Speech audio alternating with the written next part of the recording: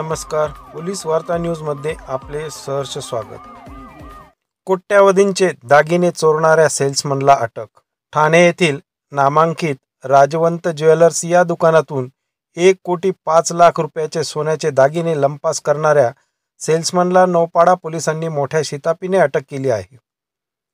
दारू पिण्यासाठी आणि मौज मजा करण्यासाठी पैसे कमी पडत असल्याचे आरोपी सेल्समन राहुल जयंतीलाल मेहता याने ही चोरी केल्याचे पोलीस तपासात समोर आले आहे।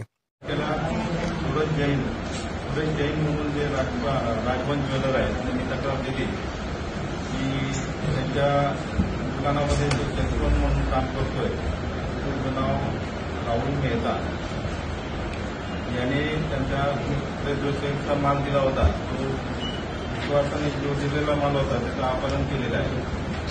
त्यानंतर त्यांनी त्याची मोजदाद केली की ऑलमोस्ट 1600 ग्रॅमचे वजन होतं जो माल त्यांनी अपहार केला होता।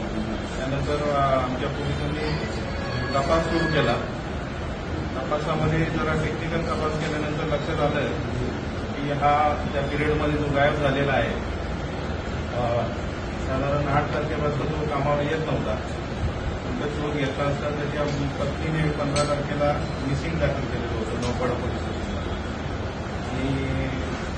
याचा एकंदरीत जो हे आहे की ज्याला शांत त्याने 1 दिवसाची सुट्टी घेतल्यामुळे हा प्रकार उघडकीस आला असून या गुन्ह्यात आणखी कुणाचा सहभाग आहे का याचा तपास पोलीस करीत आहेत।